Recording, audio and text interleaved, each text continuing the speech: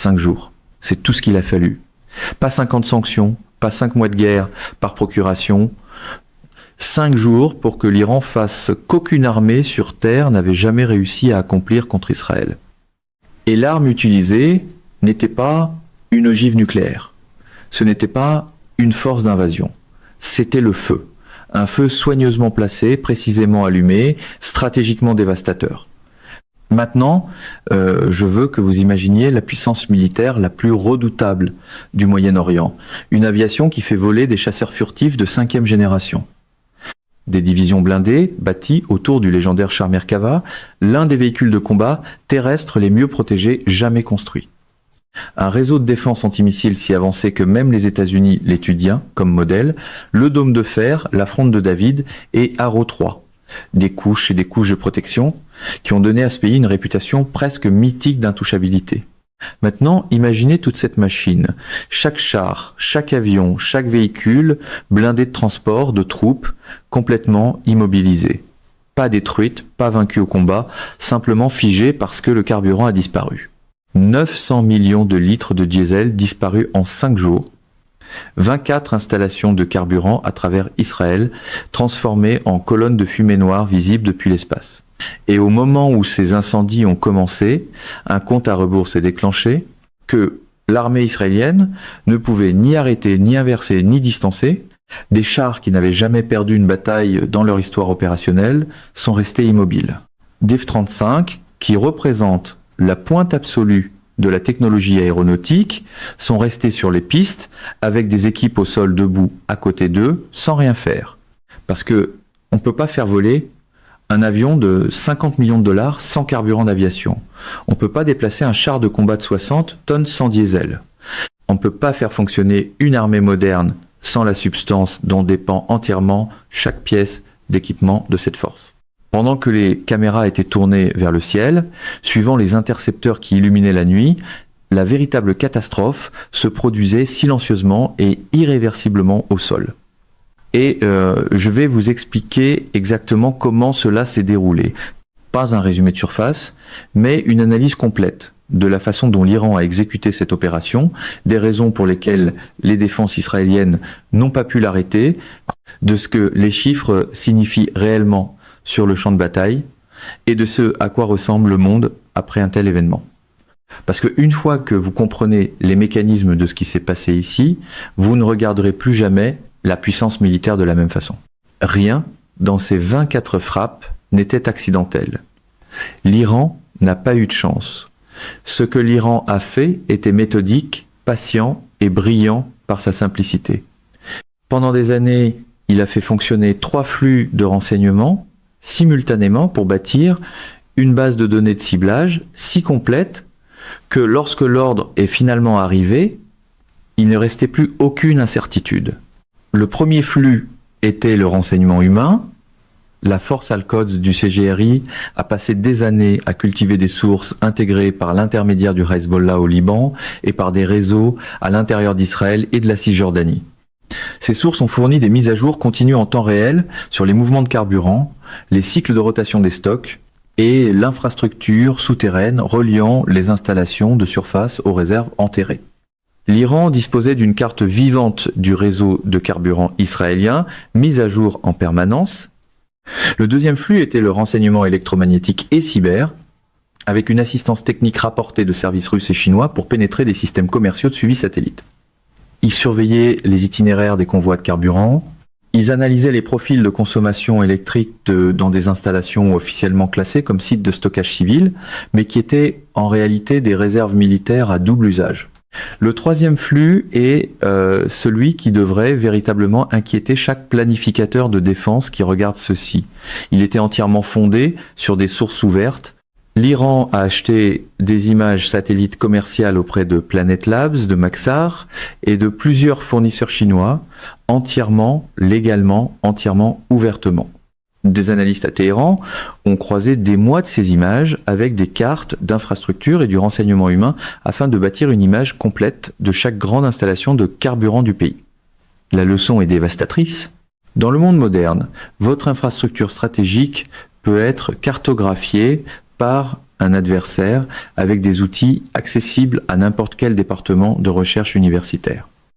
Les 24 cibles ont été sélectionnées selon 3 niveaux, 8 dépôts militaires primaires de carburant alimentant les unités blindées avancées près du Liban et du plateau du Golan, 6 terminaux civilo-militaires à double usage à Haïfa, Ashdod, et aux points d'étranglement par lesquels le carburant importé entrait dans le pays, et 10 centres secondaires de distribution formant le système nerveux interne de la logistique israélienne du carburant. Détruisez les 3 niveaux simultanément, et vous ne faites pas qu'endommager le système, vous le faites s'effondrer. Les armes choisies par l'Iran disent tout sur la précision de cette planification. Le premier mouvement a été un essaim. Plus de 2000 drones à faible coût lancés depuis l'ouest de l'Iran et depuis des positions du Hezbollah au Liban, ce n'était pas le paquet de frappe principal. Ils existaient pour une seule raison, forcer les batteries de défense aérienne israéliennes à commencer à tirer. Chaque intercepteur du dôme de fer, tiré sur un drone coûtant quelques milliers de dollars, est un intercepteur qui n'est plus disponible pour les missiles balistiques qui arrivent derrière. Dissimulés dans le bruit de ces interceptions, les véritables missiles sont arrivés. Des missiles balistiques Fateh 313 et Emad visant les terminaux côtiers ont utilisé des véhicules de rentrée manœuvrants pour compliquer le suivi radar. Beaucoup transportaient des ogives thermobariques spécialement conçues pour maximiser l'inflammation du carburant plutôt que la destruction structurelle. Ces armes créent d'immenses boules de feu par surpression extraordinairement efficaces pour percer les réservoirs de stockage et enflammer les vapeurs de carburant. Une fois que cela se produit, l'incendie s'auto-alimente. Vous n'avez plus besoin de continuer à attaquer. La cible se détruit elle-même. Pour les installations durcies à l'intérieur du pays et les sites souterrains, l'Iran a utilisé le missile hypersonique Fatah 1. Il se déplace à Mach 5 et plus. À cette vitesse, la fenêtre d'interception se mesure en secondes. Ces missiles transportaient des sous-munitions pénétrantes qui s'enfonçaient dans le béton armé avant d'exploser à l'intérieur des structures de réservoirs souterrains, les fissurant de l'intérieur, laissant le carburant se mélanger à l'air et s'enflammer simultanément à plusieurs endroits. Pendant tout cela, l'Iran a activé l'ensemble de son réseau de façon coordonnée.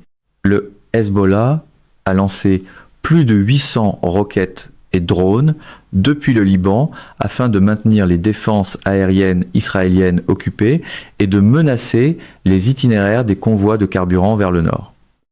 Les forces Houthis au Yémen ont lancé des missiles de croisière vers Israël, forçant la marine israélienne à détourner des moyens loin de la protection des lignes d'approvisionnement du sud. Toutes les directions étaient sous pression en même temps, de sorte qu'aucune menace unique ne pouvait recevoir tout le poids de la réponse défensive israélienne. L'opération s'est déroulée en 3 phases sur 5 jours. La phase d'ouverture a frappé 6 grands terminaux côtiers de distribution dans les 12 premières heures. Dans l'après-midi du premier jour, une épaisse fumée noire montait à des milliers de pieds, visible sur les images satellites commerciales à travers la région. La deuxième phase, pendant les 2e et 3e jours, s'est déplacée vers les installations intérieures en utilisant ce que l'Iran appelait des tactiques par vagues, avec pause. Plutôt qu'un bombardement continu qui aurait permis aux équipes de s'adapter, ils ont lancé des salves concentrées toutes les 3 à 4 heures, avec des intervalles calmes entre elles.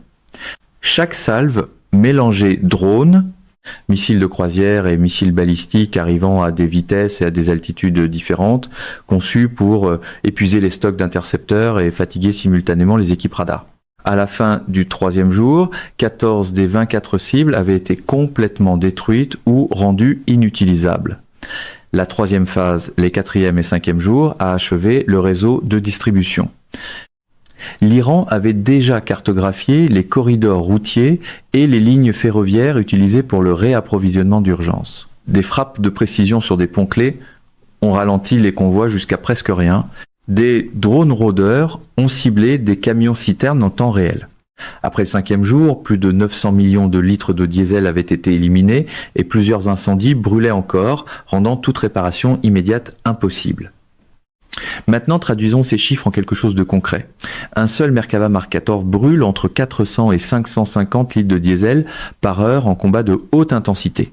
Le carburant détruit par l'Iran aurait pu alimenter environ 2000 Merkava en continu pendant 24 heures complètes ou soutenir l'ensemble du corps blindé israélien à plein rythme opérationnel pendant plus de 2 semaines de conflit soutenu. Ce n'est pas une pénurie d'approvisionnement, c'est l'élimination de la capacité de l'armée à fonctionner. Pour l'armée de l'air, le portrait est encore plus alarmant. Un F-35 en configuration de combat brûle environ 5000 litres par heure. Les 900 millions de litres détruits par l'Iran représentent l'équivalent de plus de 150 000 heures de vol individuel. Assez pour maintenir toute la flotte israélienne de F-35 en sortie de combat continu pendant plus de 2 mois. Au lieu de cela, les pilotes se sont présentés à leur base aérienne et se sont fait dire que leurs appareils étaient cloués au sol. L'armée israélienne, pendant des opérations de haute intensité, a besoin de plus de 2 millions de litres de diesel chaque jour simplement pour maintenir les opérations de base et non une capacité de pointe.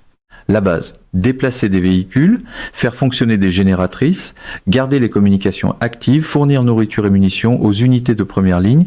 Au 4e jour, les défaillances en cascade étaient visibles partout. Des unités blindées au Liban ont reçu l'ordre de tenir leur position, non pas pour des raisons tactiques, mais parce que tout déplacement exigeait du carburant qu'elles n'avaient plus. Les officiers de logistique devaient choisir entre alimenter des véhicules de combat et alimenter des hélicoptères d'évacuation médicale. Les batteries d'artillerie ont limité leur mission de tir parce qu'on ne pouvait pas garantir que les camions de réapprovisionnement auraient assez de carburant pour le trajet de retour. L'effondrement ne s'est pas produit d'un seul coup. Il s'est produit en séquence, chaque défaillance rendant la suivante possible. Le transport a cédé en premier, les camions-citernes n'avaient plus rien à transporter. En moins de 48 heures, les bataillons de ravitaillement étaient immobilisés. Puis, les stations de pompage ont commencé à tomber en panne lorsque leurs génératrices diesel se sont asséchées. Le carburant encore présent dans des stocks secondaires souterrains existait sur papier, mais il était inaccessible en pratique. Ensuite, l'infrastructure de communication a commencé à se fragmenter. Les génératrices mobiles qui maintenaient les réseaux tactiques chiffrés en fonction se sont éteintes. Les commandants ont perdu la connaissance de la situation en temps réel, précisément au moment où ils en avaient le plus besoin. C'est la partie qui compte au-delà du conflit immédiat. Ce que l'Iran a démontré, c'est la preuve opérationnelle d'une théorie stratégique débattue dans les groupes de réflexion depuis des décennies, mais jamais vraiment testée contre une cible militaire sophistiquée. La théorie est simple. Dans un monde où les plateformes militaires sont extraordinairement coûteuses et extraordinairement capables, la façon la plus efficace de les neutraliser n'est pas de les détruire. C'est de détruire le substrat logistique qui les rend opérationnels. Vous n'avez pas besoin d'abattre un F-35. Vous devez brûler le dépôt de carburant sans lequel le F-35 ne peut pas voler. La symétrie de cet échange est stupéfiante. Un drone Shahed coûte entre environ 20 000 et 50 000 $. Un intercepteur du dôme de fer coûte entre 40 000 et 80 000 $. L'Iran a dépensé une fraction de ce qu'il aurait fallu pour détruire l'armée de l'air israélienne par attrition et a obtenu un résultat plus complet en éliminant sa capacité d'opérer plutôt qu'en détruisant les avions eux-mêmes. Les avions sont encore là. Ils ne peuvent simplement plus voler. Les mythes entourant cette situation doivent être abordés parce qu'ils sont dangereux. Le premier mythe, c'est que le carburant d'Israël était enterré en sécurité et indestructible. La vérité, c'est que l'Iran n'a pas attaqué une seule forteresse. Il a frappé 24 nœuds interconnectés dans tout un réseau, simultanément. Une fois que plusieurs nœuds ont brûlé, la chaleur et la contamination se sont propagées aux infrastructures voisines, y compris aux réservoirs souterrains. Le renforcement des installations n'avait jamais été conçu pour cette catégorie d'attaques coordonnées.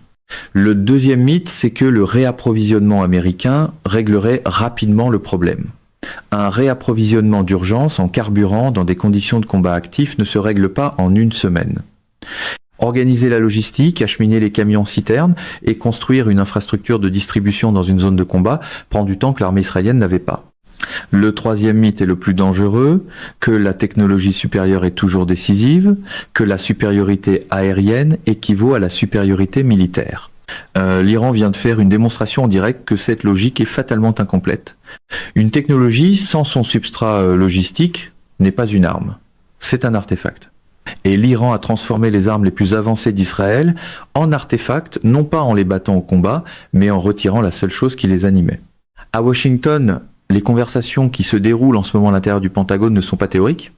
Les bases américaines à travers le Golfe, au Qatar, à Bahreïn, au Koweït et en Irak maintiennent d'importants stocks de carburant et des configurations qui ne sont pas entièrement différentes de ce que l'Iran vient de détruire.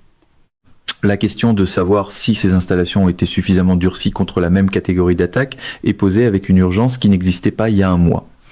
Israël reconstruira ses réserves, il durcira ses infrastructures restantes, il révisera sa doctrine logistique, mais le plan existe maintenant. L'Iran a prouvé qu'il fonctionne. Et dans un monde où ce plan fait partie du dossier stratégique public, la question n'est pas de savoir si d'autres acteurs tenteront de le reproduire.